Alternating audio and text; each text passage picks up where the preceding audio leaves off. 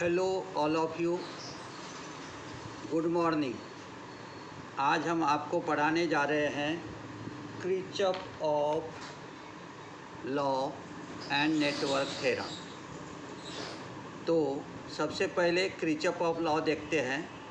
तो हमारा एक क्वेश्चन बनता है क्या, state Kirchhoff law and explain Kirchhoff current law, also explain its sign convention. तो हमें इस प्रकार से दिया है question, state Kirchhoff law and explain Kirchhoff current law, also explain its sign convention. तो हम क्या देखेंगे कि in 1842 Gustav Robert Kirchhoff stated two law, यानी 1842 में गुस्ताव रॉबर्ट क्रिचॉफ जो है उसने दो लॉ बनाया था। क्या के लिए बनाया था? To determine current and potential difference, यानी voltage in the complicated circuit. अगर कोई कॉम्प्लिकेटेड सर्किट है तो उसमें से हमें करंट और पोटेंशियल डिफरेंस यानी वोल्टेज, उसको हमें क्या करना है, डिटरमाइन करना है, यानी फाइंड आउट करना है। कौन से सर्किट में से? कॉम्प्लिकेटेड सर्किट में से। जैसे हमने आपको पिछले चैप्टर के अंदर में हमने आपको पढ़ाया था कि वहाँ पे जो है वो हमारा क्या है, वहाँ पे हमने आपको पढ़ाया था कि हम सीरीज और पैरेलल कॉम्बिनेशन से करंट और वोल्टेज को फाइंड आउट कर सकते हैं। साथ ही साथ टोटल रेजिस्टेंस भी हम फाइंड आउट कर सकते हैं। लेकिन गुस्ताव रॉबर्ट क्रिचॉफ ने क्या कहा कि भाई हम दूसरे तरीके से आपको डिटरमाइन कर देते हैं कॉम्प्लिकेटेड सर्किट में से कि how to find out the current and how to find out the potential difference. इसलिए पहला वर्ड देखो कि क्रिचॉफ लॉ किससे पढ़ा है, तो उनका नाम देखो। इन 1842 Gustav Robert Kirchhoff stated two law to determine current and potential difference, yani voltage in the complicated circuit. There are two types of law. One is the Kirchhoff of current law, second is the Kirchhoff of voltage law. तो एक है हमारा Kirchhoff of current law, दूसरा है हमारा Kirchhoff of voltage law. Kirchhoff of first law में देखो क्या कह रहे हो, it is also known as current law. Kirchhoff of first law जो है उसी का नाम हो गया करंट लॉ।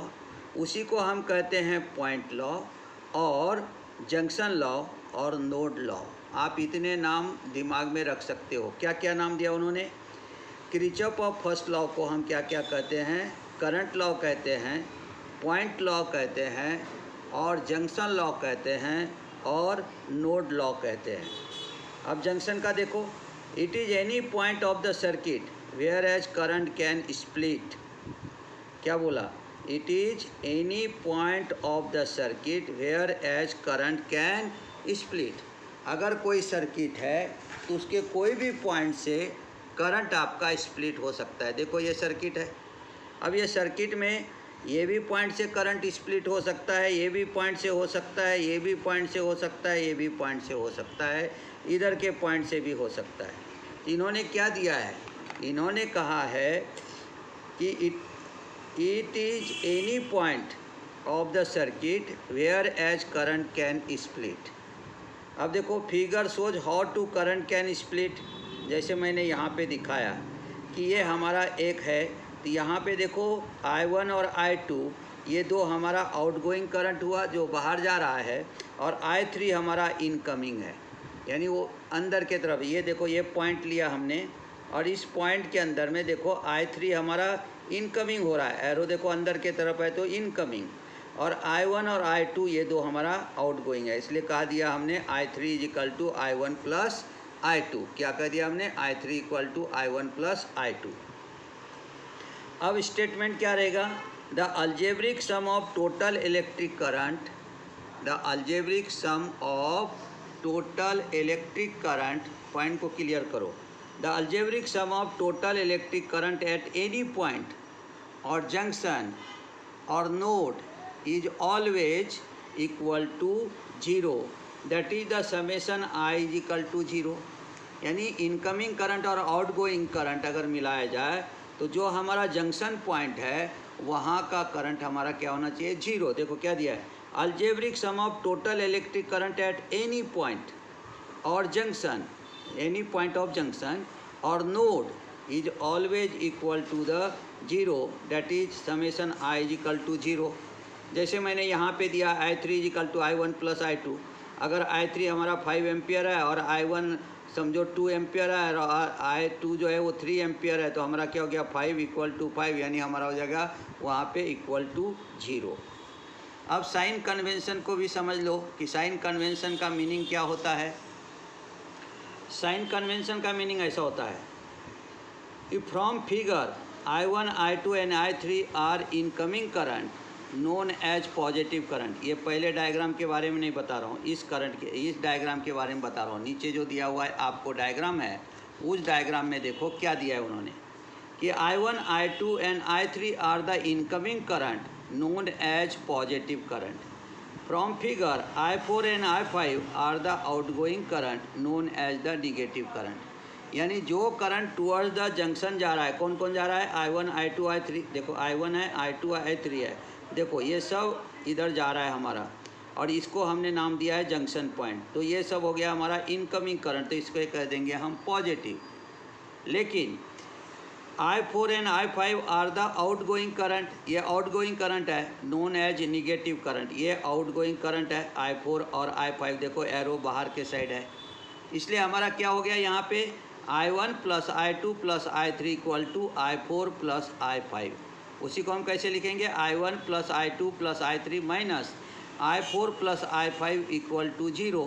यानी I1 plus I2 plus I3 minus I4 minus I5 is equal to zero. और इसलिए जो हमारा यहाँ पे पॉइंट दिया है कि algebraic sum of the total electric current at any point of the junction or node is always equal to the zero, that is summation I is equal to zero। कैसे डिफाइन करेंगे इसको, देखो अभी आपने ये समझ लिया कि इसमें से I1, I2, I3 इनकमिंग था, I4, I5 आउटगोइंग था, और इसलिए हमारा क्या हुआ कि जब इसका हम समेशन लेंगे तो हमको आ गया must be equal to zero. अब इसको डिफाइन कैसे करेंगे, देखो क्या दिया है, Kirchhoff of first law state that, कभी भी ऐसा स्टार्ट करना शुरुआत में, Kirchhoff of first law state that algebraic sum of the total current flowing towards the junction, flowing towards the junction, junction की तरफ आ रहा है, फ्लोइंग टुवर्ड्स द जंक्शन और पॉइंट और नोड, कहीं जंक्शन बोलते, कहीं पॉइंट बोलते, कहीं नोड बोलते, तो हमको सब आना चाहिए। तो इसलिए इसको यहाँ पे क्या गया, जंक्शन कहा गया है, पॉइंट कहा गया, नोड कहा, कोई उसको यहाँ पे जंक्शन लॉ कह देता, कोई करंट लॉ कहता है, कोई क्रिचॉफ ऑफ फर्स्ट लॉ कहता है, कोई पॉइंट लॉ कहता है, कोई नोड लॉ कहता है। तो हमारे डेफिनेशन में सब वर्ड आ जाना चाहिए जिससे कि हमको वहाँ पे कोई भी बात ना छूटे। इसलिए क्या कहा, Kirchhoff of first law state that algebraic sum of the total current flowing towards the junction और पॉइंट और node is equal to the total current flowing outwards और अवे फ्रॉम द नोड और जंक्शन और point must be equal to zero. ये कहना है उसका, वो क्या रहेगा, वो सब हमारा क्या रहता है, जीरो रहता है। इसलिए कहा गया summation I is equal to zero, यानी सबका इक्वल हमारा रहेगा जीरो। सिंपल एग्जांपल हम बताते हैं कि जैसे आपके मम्मी पापा है, अब पापा अगर सर्विस करते हैं तो मंथली क्या करते, वो उनको जो पेमेंट मिलता है वो पेमेंट लेकर के आते, और तुम्हारा ट्यूशन है या स्कूल कॉलेज का जो तुम्हारा फ़ी है और घर का जो खर्च रहता है और बाकी जो जितने खर्च रहते, दादा दादी का खर्च रहता है, वो सब को अगर मिलाए तो लास्ट में उनके पास में कितना बच जाता है, मंथ के एंड में उनके पास कुछ नहीं रहता है, फिर वो दूसरे पेमेंट का राह देखते हैं। तो must be equal to zero. एक तरफ से पैसे आया और एक तरफ से चला गया, बचा क्या, कुछ भी नहीं, must be equal to zero. जैसे आपको अगर जेब खर्च के लिए मम्मी पापा ने दिया 100 रुपया और आप उसको खर्च करते हो, तो आप अलग अलग चीज़ में खर्च करके शाम को आए और पूछा मम्मी पापा ने क्या है, अरे कितने पैसे बचे आज दिन भर में, तो आप बोलोगे कुछ भी नहीं। क्यों कि आपने 100 दिया था और 100 खर्चा कर दिया। तो incoming is equal to outgoing, तो आपके पास क्या बचेगा उस दिन, कुछ भी नहीं, तो उसे कहेंगे हम जीरो। इसलिए कहा गया है Kirchhoff of first law state that algebraic sum of the total current flowing towards the junction और पॉइंट और node is equal to the total current flowing outwards or away from the node or junction of point. Kirchhoff of current law states that algebraic sum of the total incoming current at the junction or point or node is equal to the total outgoing current from the junction or node or point must be equal to zero, यानी वो आपको हमेशा रहेगा zero, और इसलिए इसको हम लिखते हैं summation I is equal to zero. तो हमने डेफिनेशन आपको दोनों तरीके से बताया हूँ, पहला तरीका बताया, दूसरा तरीका बताया, आप दो तरह से उसको डिफाइन कर सकते हो। दो तरीके से बताया था, एक और बता देता हूँ डेफिनेशन। देखो क्या दिया है, Kirchhoff of current law stated that algebraic sum of the total entering current at the junction or point or node is equal to the total leaving current from the junction or node or point। हमने दूसरा एक और definition यानी तीन तरीके से, पहले दो बताए थे, अब तीसरा बता रहा हूँ। क्या बोला, Kirchhoff current law state that algebraic sum of the total entering current at the junction or point or node is equal to the total leaving current from the junction or node और point, यानी वही हो गया summation I is equal to zero. जितना current entering करेगा उतना ही हमारा वहाँ पे क्या हो जाएगा, वो must be equal to zero. मैंने एक छोटा सा एग्जांपल भी दिया है, एक एग्जांपल अभी आपको बता देता हूँ। देखो क्या दिया है, फाइंड I7 बोला है उन्होंने, I7 फाइंड आउट करना है। तो देखो इसमें I1 है, उसके बाद में I5 है, ध्यान दे करके देखना पड़ेगा, I8 है, I2 है, I4 है, ये सब है तुम्हारा इनकमिंग करंट। लेकिन आउटगोइंग देखो कौन कौन सा है तुम्हारा, जो बाहर जा रहा है, I3 बाहर जा रहा है, I6 बाहर जा रहा है, और उसके बाद में I7 बाहर जा रहा है। तो हम क्या लेंगे, incoming current is equal to outgoing current. Incoming current हमारा हो गया I1, I2, I4, I5, IS, plus कर दिया हमने, अलजेब्रिक सम ऑफ लेंगे तो इक्वल टू आउटगोइंग दे दिया I3 plus I6 plus I7, इसलिए 5 plus 15 plus 20 plus 2 plus 10 equal to यहाँ हो गया 10 प्लस 3 प्लस I7। तो हमें निकालना है ये, अगर इसको हमने किया तो ये कितना हो गया, 52 माइनस 13, 13 कहाँ से लाया, 10 प्लस 3 13 इक्वल टू I7। तो I7 इज इक्वल टू हो गया हमारे पास 39 मिली एम्पियर, क्योंकि हमारा सब करंट मिली एम्पियर में है, इसलिए हमारा यहाँ पे आ गया 39 मिली एम्पियर। तो इस तरह से हमारा किरचॉफ ऑफ लॉ वर्क करता है। एक और छोटा सा एग्जांपल आपको बता देता हूँ। देखो एक और लिया मैंने, find out total current at a point using Kirchhoff of current law. If I is equal to 5 ampere, IB is equal to 9 ampere, IC is equal to 2 ampere and are the incoming current at the point, and ID is equal to 2 ampere, I is equal to 10 ampere, IF is equal to 4 ampere are outgoing current। हमने यहाँ पे diagram भी दिया, देखो इसमें IA जो है incoming है, IB भी इनकमिंग है, उसके बाद में ये IC भी इनकमिंग है, ये सब इनकमिंग है। ये हो गया हमारा जंक्शन नोड लिखा हुआ है वहाँ पे, ID आउटगोइंग है, IE आउटगोइंग है, IF आउटगोइंग है। IF हमें फाइंड आउट करने को नहीं दिया हुआ है, तो आपको ये क्या है, आउटगोइंग है। तो देखो incoming current IA plus IB plus IC 5 ampere plus 9 ampere plus 2 ampere, ये आ गया 16 एम्पियर। ठीक है, ये हमारा 16 एम्पियर आ गया। आउटगोइंग करंट है ID plus I plus IF, वो है 2 ampere plus 10 ampere plus 4 ampere, ये भी हो गया 16 ampere. Incoming current is equal to outgoing current, IA plus IB plus IC is equal to ID plus IE plus IF लिया हमने। तो अब क्या हो गया हमारा यहाँ पे, summation I is equal to IA plus IB plus IC minus ID minus IE minus IF equal to 0। Summation I is equal to हो गया 0, क्योंकि इनकमिंग भी 16 है, आउटगोइंग भी 16 है, इसलिए हम यहाँ पे क्या लिख सकते हैं, 16 माइनस 16 इक्वल टू कितना आ गया, 0 है ना। तो हम 0 मिली एम्पियर भी कर सकते हैं, सब मिली एम्पियर में है तो नहीं एम्पियर में है, तो सबको हम यहाँ पे एम्पियर भी कह सकते हैं, लेकिन वो 0 है, नथिंग है वो।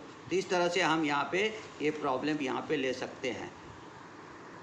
एक और एग्जांपल बता देता हूँ, देखो find out current of the point of incoming current are 2 milliampere, 10 milliampere, 20 milliampere and outgoing current are 5 milliampere, 10 milliampere. Find out the total current of the circuit. Incoming current, outgoing current I1, I2 plus I3, I5 plus I6, 2 plus 10 plus 20 यानी 32 और ये आ गया 5 + 10 यानी ये not equal to, that is the 15, यानी I6 हमारा कितना आ जाएगा यहाँ पे 17 मिली एम्पेयर, यानी total current is equal to 0। यानी अगर आप 17 मिली एम्पेयर दे तो summation I is equal to 0, इसलिए हमारा I6 इज इक्वल टू आ जाएगा 70 मिली एम्पेयर। उन्होंने दिया था I1 आपको इनकमिंग है, I2 भी इनकमिंग है, I3 भी इनकमिंग है, I5 आउटगोइंग था, I4 और I6 गिवन नहीं था, आपको पता लगाना था कि कितना देंगे कि वो 0 होगा। तो हम इस प्रकार से वो प्रॉब्लम को क्या कर सकते हैं, सॉल्व कर सकते हैं। तो इस तरह से आप जो है किरचॉफ लॉ का हमने इतने सारे एग्जाम्पल आपको बताए हैं, है ना। तो लगता है मुझको कि समझ में आ गया होगा, और इसलिए आज के लिए बस इतना ही। कल हम आपको वोल्टेज लॉ पढ़ाएंगे, तो इस वीडियो को देखिए, समझिए, और अगर आपको अच्छा लगे तो इसे लाइक कीजिए, शेयर कीजिए और सब्सक्राइब कीजिए।